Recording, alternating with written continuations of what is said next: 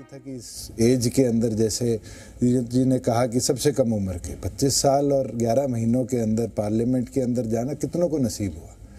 और मेरा ही रिकॉर्ड अगली टेन्योर में एक लेडी ने तोड़ा, उड़ीसा से आकर तोड़ा, मेरे से 18 दिन कम उम्र में आकर तोड़ा। मगर उसके बाद मेहनत करी और मेहनत कर कर रिजल्ट ला कर दिखाया, और वही लोकसभा में मैं 3 लाख वोटों से हारा। और उसके बाद विधानसभा के अंदर 50,000 से उसी लोकसभा के एक सेगमेंट से जीत कर गया, जहां 8,000 से हारा। और प्रदेश के अंदर हमने 10 विधायक जिताए। आगे क्या होता है, क्या परिस्थितियां बनती हैं, उसके बारे में आज कहना मुझे लगता है बहुत प्रीमेच्योर होगा। संगठन को बढ़ाना हमारा काम है, वो करते रहेंगे। मिलकर अगली सरकार भी प्रदेश में बनाएंगे, और आगे वाले भविष्य में क्या होगा वो तो मैं कोई भविष्य ज्योतिष अंतर्यामी तो हूँ नहीं जो बता पाए। लेकिन कार्यकर्ताओं का उत्साह भी हमें बढ़ाए रखना होता है, और इसीलिए वो कहते हैं कि भाई हमें दुष्यंत के आगे से डिप्टी हटाना है और सीएम बनाना है। खैर, भविष्य के लिए शुभकामनाएं हम आपको दे सकते हैं। दुष्यंत जी, अभी इन दिनों में स्पेशली बीजेपी 42 साल की हुई, और चाहे प्रदेश के सीएम रहे हों या प्रधानमंत्री रहे हों, उन्होंने परिवारवाद का जैसे जिक्र किया, और मैं जानती हूँ कि ये एक सवाल आपका पीछा नहीं छोड़ता। तो एक युवा नेता हैं आप, और आपकी एक्सेप्टेंस बहुत ज्यादा है, तो उस लिहाज से आप कैसे डिफाइन करते हैं इसे, और इसके दोनों ही पॉइंट्स आप हमारे व्यूअर्स को जरूर बताइएगा। मैं इसको कोई बुरा कहे भला कहे, मैं तो मानता हूँ वो great powers come great responsibility.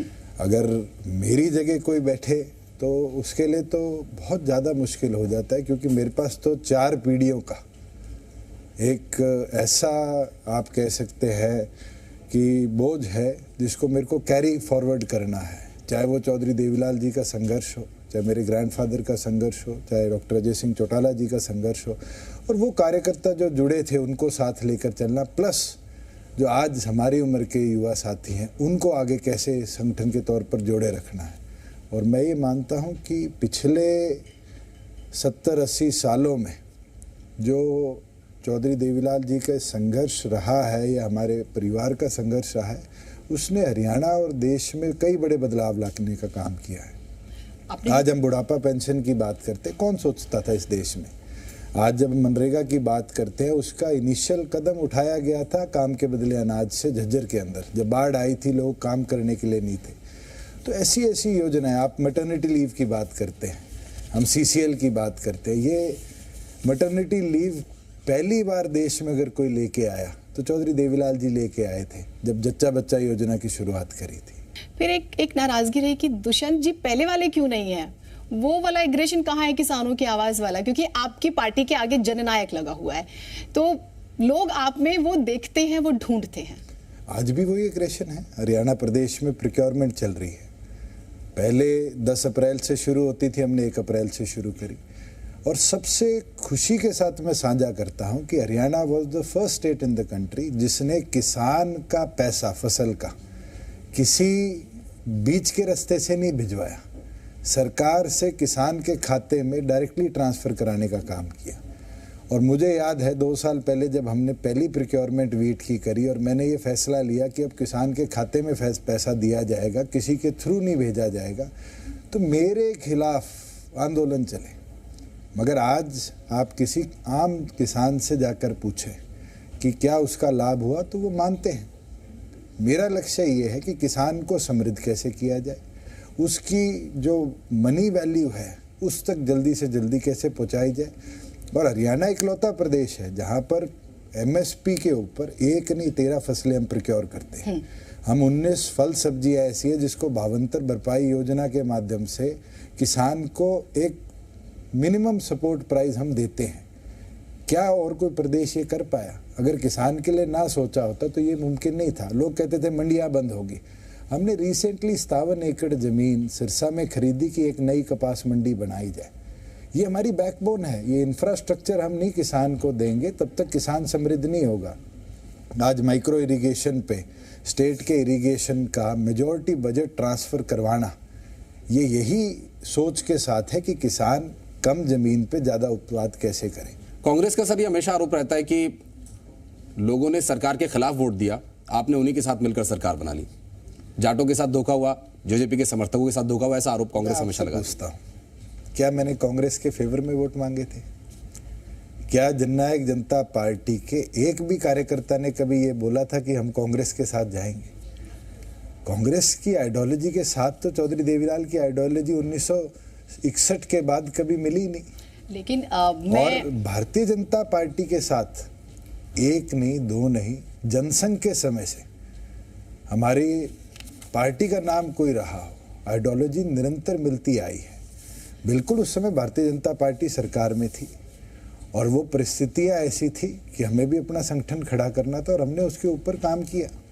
और आज प्रदेश के अंदर प्रगति कैसे कराई जाए उसके लिए हम दोनों ने मिलकर प्रदेश में गवर्नमेंट बनाई। सर इसके लिए मेरे पास एक काउंटर सवाल है आपके लिए। 19 जनवरी 2022 अभय चौटाला जी का मैं एक स्टेटमेंट कोट करना चाहूंगी। उन्होंने कहा था जेजेपी का कोई जनाधार बहुत ज्यादा नहीं रहेगा भविष्य में और ये बीजेपी की ही बी टीम है और इसका विलय हो जाएगा। तो इसका कोई आंसर आप जो करना चाहें? जिस व्यक्ति को आप कोट कर रहे हैं मैं उनको ना तो सीरियसली पॉलिटिक्स के अंदर मानता, और पिछले 2.5 साल में उनने जो आरोप लगाए निराधार थे। अस्तित्व किसका है, कितना है, ये तो पोलिंग के समय पता चलता है। जो पार्टी हरियाणा प्रदेश में सरकार बनाकर बैठी थी एक समय पर, फिर उसके 9 विधायक आए, फिर 32 आए, फिर 20 आए, आज वो प्रदेश में 2% वोट से भी कम हो जाती है। और एक पार्टी जो 11 महीनों में चुनाव में जाती है और 11 महीनों के अंदर 18% वोट शेयर ले जाती है, तो जनाधार किसका है? और जनाधार आज के दिन हमारी मेंबरशिप ड्राइव चल रही है और 4.5 लाख मेंबर गली गली में जाकर संगठन के बने हैं, तो ये जनाधार का विस्तार है। तो अब इस पर ये एक सवाल आ जाएगा कि ये आपने क्लियर कर दिया और ये काडर के लिए क्लियर हो गया कि कोई विलय तो नहीं होने जा रहा बीजेपी में। और हम देखते हैं कि अगर विधानसभा चुनाव होते हैं भविष्य में और लोकसभा, तो क्या जेजेपी किसी के साथ रहेगी या अकेले मैदान में रहेगी या परिस्थितियों के हिसाब से अपना फैसला करेगी? भारतीय जनता पार्टी और जननायक जनता पार्टी का गठबंधन है। चाहे निगम चुनाव आए, चाहे निकाय चुनाव आए, हमने मिलकर लड़े हैं। और आने वाले दिनों में भी जो हमारी 48 म्युनिसिपल कमेटीज और काउंसिल्स के चुनाव हैं वो भी मिलकर लड़ेंगे। विधानसभा और लोकसभा चुनाव हमारे 2-2.5 साल बाद है और मुझे पूरी उम्मीद है, पहले जो विचार के साथ हम लड़े, चाहे वो 2009 में INLD के साथ बीजेपी लड़ी जब मेरे पिताजी भिवानी लोकसभा चुनाव लड़े, चाहे 4 में अलग हो गए, 2000 के अंदर इकट्ठा लड़े, तो ये तो भविष्य के अंदर है। मगर मैं ये मानता हूँ आज जिस तरह का हमारा तालमेल चल रहा है, मजबूती के साथ दोनों संगठन मिलकर 2024 का चुनाव लड़ेंगे। चलिए सर, 2024 के लिए भी अग्रिम शुभकामनाएं आपको। सर, जब बात होती है चौटाला परिवार की, तो एक बहुत बड़ा परिवार है जो राजनीति में बहुत समय से एक तरह से डोमिनेट भी किया और संघर्ष भी किया, हर तरह की चीजें। ताऊ देवीलाल का जिक्र हुआ, INLD दावा करती है कि ताऊ देवीलाल की विरासत हम आगे बढ़ा रहे हैं, जेजेपी प्रयास करती है कि हम आगे बढ़ा रहे हैं। सर, परिवार को लेकर और संगठन को लेकर तालमेल की बात अक्सर आपसे ये प्रश्न पूछा जाता होगा, क्या विरासत को आगे बढ़ाने के लिए परिवार को हम आगे एक साथ देख सकते हैं कभी? मैं आपको एक चीज कह सकता हूँ कि मिलकर आगे क्या होगा, कैसे होगा, ये बोलना मेरे लिए उचित नहीं रहेगा। मैं तो इतना बोल सकता हूँ कि मेरा दायित्व कह लीजिए, जिम्मेवारी कह लीजिए, वो जननायक जनता पार्टी को बढ़ाना है और उसको ऊपर निरंतर पिछले 3.25 सालों से मैं काम करता आ रहा हूँ और करता रहूँगा। और डॉक्टर अजय सिंह चौटाला जी के आदेश अनुसार हम संगठन को बढ़ाएंगे। जहाँ विचारधारा की बात आती है, चौधरी देवीलाल की बात आती है, चौधरी देवीलाल केवल मात्र इस देश के उप प्रधानमंत्री नहीं थे। चौधरी देवीलाल एक इंस्टीट्यूशन है। आप माननीय नीतीश कुमार जी से बात करिए, वो भी चौधरी देवीलाल के विचार पे काम करते हैं। आप लालू प्रसाद यादव जी से बात करिए, वो भी करते हैं। भारतीय जनता पार्टी के भी बहुत से नेता हैं और कांग्रेस के भी बहुत से नेता हैं जो चौधरी देवीलाल के विचारों को आज आगे लेकर चल रहे हैं। हरियाणा विधानसभा में आज के दिन कोई ऐसी पार्टी नहीं है जिसके संगठन में चौधरी देवीलाल की क्लासरूम का पढ़ा स्टूडेंट ना हो। और आने वाले भविष्य में भी हमारी सोच रहेगी कि उस विचार को, उस सोच को, जिसमें आमजन को कैसे मजबूत किया जाए, उसको आगे हम लेकर चलेंगे। आज चौधरी रंजीत सिंह जी इंडिपेंडेंट है, वो भी सरकार का हिस्सा है। आज के दिन INLD विधानसभा में है, वो भी चौधरी देवीलाल के विचारों का हिस्सा है। तो मुझे लगता है ये कहना कि एक होकर लड़ेंगे, ये आज मैं ना टिप्पणी करूंगा, ना आने वाले भविष्य में करूंगा। मगर बिल्कुल चौधरी देवीलाल के विचारों को हमें जिंदा रखना है, उनकी सोच को आगे लेके जाना है, ये हमारा लक्ष्य है। तो हम दिग्विजय जी को राजनीति में कब देखेंगे? वो संगठन जरूर संभाल रहे हैं, आपने कहा कि आपके कार्यकर्ता बढ़ रहे हैं, हम भी उन्हें सरकार में देखें, और जो उनका एक स्वैग स्टाइल कहा जाता है, मैं इन वर्ड्स को इसलिए यूज करी क्योंकि हरियाणा में मैंने सुने हैं उनके लिए, तो हम उन्हें कब देखेंगे? तो ऑलरेडी राजनीति में है, सरकार में 2 चुनाव लड़ चुका है, विधानसभा का बाई इलेक्शन लड़ा, लोकसभा का चुनाव लड़ा, और मुझे लगता है इलेक्टेड पॉलिटिक्स में मौका किसको कब मिल जाए ये कहना मुमकिन नहीं है, मगर बिल्कुल आने वाले भविष्य में जहां संगठन जिम्मेवारी लगाएगा, मुझे नहीं लगता दिग्विजय एक कदम भी पीछे कतराएगा। और जो जो जिम्मेवारी दी, पार्टी बनी तो इस जननायक जनता पार्टी के नाम पे पहला चुनाव कोई लड़ा तो दिग्विजय सिंह लड़ा, और मैं तो मानता हूं कि उसकी लाइफ के अंदर वो सबसे बड़ा चुनाव था कि एक ऐसी कॉन्स्टिट्यूएंसी से जा लड़कर सेकंड आना, और वो भी ऐसे टफ बाई इलेक्शन में सेकंड आना जहां आपके सामने दिग्गज ही दिग्गज थे। वो उसकी लाइफ का एक बहुत बड़ा एक्सपीरियंस रहा है, और आगे वाले समय में जो भी पार्टी उसको जिम्मेवारी देगी वो उससे अच्छी तरीके से उसको निभाने का भी काम करेगी। बेरोजगारी को लेकर कुछ आंकड़े भी हाल में आए, आंकड़ों पर नहीं जाएंगे, लेकिन सब बेरोजगारी है। आप लोगों ने सर 75% स्थानीय जो युवा हैं उनको आरक्षण देकर के नौकरी दिलाना और इतने प्रयास किए, लेकिन उसके बाद भी सर बेरोजगारी में आंकड़े सुधर नहीं रहे। कोविड जैसी मार से कोई हरियाणा नहीं जूझा, देश जूझा, दुनिया जूझी, मगर हरियाणा की पॉजिटिविटी ये है कि 28,000 करोड़ का निवेश पिछले 1 साल में नई इंडस्ट्री लगने के लिए आया, तो ये रोजगार के अवसर पैदा करेगा। हमारे यहाँ पर कोई ऐसी आईटी कंपनी बंद नहीं हुई जिसने बेरोजगारी बढ़ाई हो। हाँ, जरूर ये हुआ, डाटा जो दिखाते हैं उसके अंदर एक चीज़ फैक्चुअली चेक करनी चाहिए कि वर्क फ्रॉम होम के कारण जो रेंटल इनकम आती थी लोगों को, जहाँ कोई छोटा दफ्तर चलता था, वो बंद हुई, मगर धीरे धीरे इकोनॉमी जैसे वापस आएगी वैसे वैसे ये चीज़ें दोबारा सामान्य हो जाएगी। जहाँ तक बात प्रगति की है, हमारा ये प्रयास रहा है, अलग अलग पॉलिसीज़ हम प्रदेश में लेकर आए हैं, और मुझे लगता है हमारी पॉलिसीज़ कामयाब रही। जो हमारी Haryana employment and enterprise policy 2020 की आई, आज वो एक बहुत बड़ा ऑप्शन है एमएसएमई की ग्रोथ के लिए, और हमने स्पेशली पद्मा नामक एक योजना लॉन्च करी। उस पद्मा योजना का लक्ष्य यही है कि हमारे 140 प्रदेश के ब्लॉक्स हैं, और 140 ब्लॉक्स के अंदर एक प्रोडक्ट जो उस ब्लॉक की फेमस है उसको एक सेंट्रलाइज्ड एरिया में लाकर हम डेवलप कराएं, और उसके ऊपर हमारे पास एक प्रपोजल ऑलरेडी आ चुका है। आपके बिल्कुल साथ में फरीदाबाद है, फरीदाबाद में बुलेट प्रूफ कार्स का, आर्मर्ड व्हीकल्स का आज प्रोडक्शन होती है, और एक नहीं मल्टीपल यूनिट्स हैं, किसी को नहीं पता। तो क्यों नहीं हम उस अर्बनाइज्ड एरिया को नॉन पोल्यूटिंग एरिया के अंदर हम आर्मर्ड व्हीकल की ओर लेकर जाएं। इसी तरीके से नरवाना एक बहुत छोटा सा ब्लॉक है बिल्कुल पंजाब के बॉर्डर पे, 350 जो ट्रेडिशनल हमारी जुतियाँ होती हैं उसकी छोटी छोटी फैक्ट्री है। क्यों नहीं हम उसको एक सेंटर बनाकर दे दे कि वो प्रोडक्शन कहीं करे ब्लॉक में, वहाँ उस सेंटर पे आए, वहाँ से उसकी पैकेजिंग हो, उसका प्रदेश में, देश में, दुनिया में हम व्यापार शुरू करवाएं कि उस गांव के आदमी को भी मौका मिले। और इसके अंदर अमेज़न ने हमारे साथ एमओयू किया है, हमारे साथ फ्लिपकार्ट ने एमओयू किया है कि they will provide all the technical support. तो मुझे लगता है गांव के आदमी को टेक्निकल सपोर्ट मिल जाएगा तो अपना प्रगति के पथ पर। ठीक है, अगर मैं दुष्यंत चौटाला जी से पूछूं कि 5 ऐसी प्लानिंग्स आपके पास युवाओं के लिए क्या है? एक वो प्राइवेट सेक्टर में जॉब का हुआ, उसकी बहुत तारीफ हुई, अब वो हमें जमीन पर आए नजर तो और भी अच्छी बात है क्योंकि अभी जिक्र हुआ है उसका, तो वो क्या रहने वाली है? अगर इस मंच से आप 5 बड़ी चीजें युवाओं के लिए बताएं। प्राथमिक जो हमारा कदम था और जो वादा था वो था 75% रोजगार के अंदर रिजर्वेशन फॉर लोकल कैंडिडेट्स, और उसके अंदर हरियाणा के बच्चों को जो बेसिक जॉब्स हैं उसके अंदर 75% हिस्सेदारी मिले। और वो माननीय सुप्रीम कोर्ट ने हाई कोर्ट को आदेश दिया था, हाई कोर्ट ने हेयरिंग भी कर ली, we are waiting for the judgement to come. जैसे ही जजमेंट आएगी, फेवरेबल हुई तो प्रदेश में हम उसको इम्प्लीमेंट करेंगे। दूसरी चीज़ है, एक ऐसा सेक्टर है जिसके बारे में इस देश में कोई नहीं चर्चा करता, वो है एविएशन। आज दुनिया में पायलट्स की डिमांड है, आज दुनिया के अंदर इंजीनियर्स की डिमांड है जो एरोप्लेन्स को हैंडल कर पाए, और हिसार एविएशन हब हमारा एक ऐसा सपना है। 7,000 एकड़ का इस देश का सबसे बड़ा हम एरो हब बना रहे हैं, और उसके अंदर एक पॉलिसी हम लेकर आ रहे हैं कि एरो डिफेंस पॉलिसी, जितने हमारे डिफेंस रिलेटेड इक्विपमेंट्स हैं, आज शेयर करते हुए मुझे लगता है, मुझे भी दुख होता है कि 70% से ज़्यादा उसके पार्ट्स हम इंपोर्ट करते हैं। और प्रधानमंत्री ने मेक इन इंडिया एक ऐसा कदम उठाया जिसमें इंडस्ट्री शिफ्ट हो रही है इंडिया की तरफ।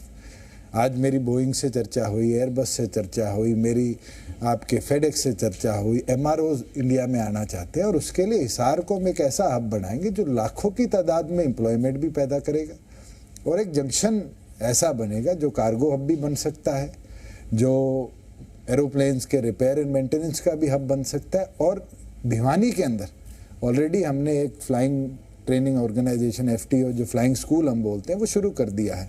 28 बच्चे आज वहाँ पायलट बनने का कोर्स ले रहे हैं, 7 जहाज वहाँ खड़े हैं।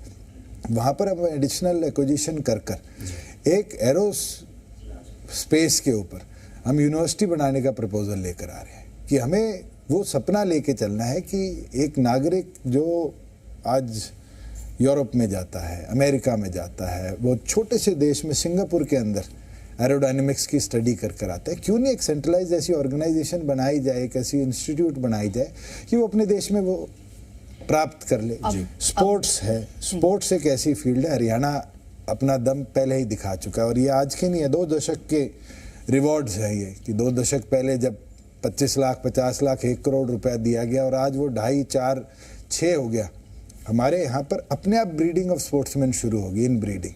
और नीरज जैसा खिलाड़ी जो हरियाणा की धरती से और ट्रेनिंग लेता है अमेरिका जाकर, हम क्यों नहीं वो ट्रेनिंग यहाँ दें। और हमारी गवर्नमेंट ने इस बजट के अंदर भी एक्सेलेंस सेंटर्स फॉर एथलीट्स के लीजिए, एथलेटिक्स के अंदर जो हमारे कह दीजिए एक ट्रेडिशनल स्पोर्ट्स नहीं है, उसको पिकअप किया जाए। नए जो स्पोर्ट्स आ रहे हैं, अब आपको हैरानी होगी कि पिछले ओलंपिक्स में गेम नहीं था और इस ओलंपिक में इंट्रोड्यूस होगा, वो किक बॉक्सिंग है। क्या इंडिया ने उस पर काम शुरू किया? नहीं किया। हमारे इस बजट में हरियाणा ने उस पर कदम उठा लिया और हम ये टारगेट लेकर चल रहे हैं कि नेक्स्ट ओलंपिक्स के पार्टिसिपेंट्स जो किक बॉक्सिंग के हों वो हरियाणा से हो। एक बहुत छोटा सा सवाल आपसे, हरियाणा वालों को SYL का पानी इस बार मिल जाएगा? आप लोग आएंगे सेंटर में और मांग रखेंगे अच्छे से? बिल्कुल। कल हमारे सारे सांसदों ने प्रधानमंत्री से मुलाकात करी और उन्होंने यही मांग करी है कि अब इसको जल्दी से जल्दी निपटाया जाए। केंद्र ने कई बार पंजाब के मुख्यमंत्री को बुलाया है, एक बार भी पंजाब के मुख्यमंत्री चर्चा करने भी नहीं आए इस विषय पर। सुप्रीम कोर्ट के आदेश हैं और हम केंद्र से अब आग्रह करेंगे कि अगर पंजाब चर्चा पर नहीं आता तो अपना जवाब सुप्रीम कोर्ट में। राजधानी का मुद्दा बहुत ज्यादा गरमाया हुआ है, तो उसको लेकर भी क्या टेक है आपका? देखिए, राजधानी हमारी थी, है और रहेगी। आज पंजाब को नई राजधानी बनानी है तो वो जगह ढूंढ सकती है। जब तक बाइफरकेशन के दौरान जो एग्रीमेंट्स हुए थे पंजाब उसको फुलफिल नहीं करती, हम चंडीगढ़ पे अपना हक क्यों छोड़े? और मैं तो कहता हूँ हिमाचल प्रदेश को भी अब रेजोल्यूशन लाना चाहिए कि 7% हिस्सेदारी जो हिमाचल की बनती है चंडीगढ़ में, वो भी पंजाब हिमाचल को दे। सर, पंजाब में आम आदमी पार्टी की सरकार बनाई, समय कम है, छोटा से आप शॉर्ट में दीजिएगा। उसके बाद आम आदमी पार्टी हरियाणा में घुसने की कोशिश करी, क्या भविष्य देखते हैं आप उसका? घुसी थी, मेरे साथ भी चुनाव लड़ी थी और हमने मिलकर 10 की 10 लोकसभा चुनाव लड़े थे। हर एक को अधिकार है, आप रोक नहीं सकते। डेमोक्रेटिक कंट्री की ब्यूटी यही है कि सबको जहां मर्जी लड़ने का अधिकार है, मगर कौन जनता के दिल में बसता है, जनता किसको वोट देकर जिताती है, वो महत्व रखता है। दुष्यंत चौटाला जी हमारे साथ थे। आशीष तमाम सवालों के जवाब दिए और कुछ सवालों से बहुत करीने से बचते हुए भी नजर आए हैं, जो कि उनका स्टाइल भी है। दुष्यंत जी, बहुत शुक्रिया, आपने अपना कीमती वक्त निकाला और हमारे सभी सवालों का सामना किया। हम दुष्यंत जी को सम्मानित भी करेंगे। जी दिल्ली NCR के एडिटर दिनेश जी जो है सम्मानित करेंगे दुष्यंत जी को।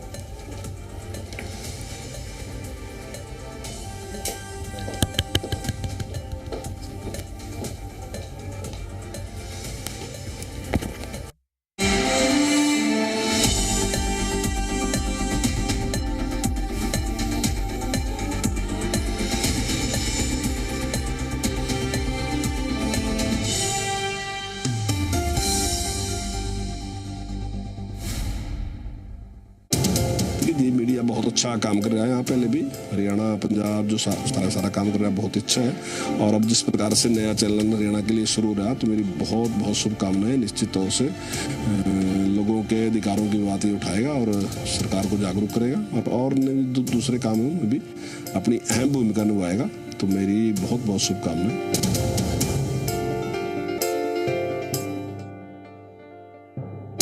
मैं जी मीडिया जो दिल्ली एनसीआर हरियाणा के लिए नया न्यूज़ चैनल शुरू करने जा रहा है उसके लिए बहुत बहुत शुभकामनाएं देता हूं, बधाई देता हूं। मुझे पूरा विश्वास है कि जनहित के मुद्दे उठाते हुए सरकारों तक पहुंचाने में और सरकारों की अच्छी योजनाओं को लोगों तक पहुंचाने में, सामाजिक इश्यूज़ को उठाने में जी मीडिया महत्वपूर्ण भूमिका निभाएगा।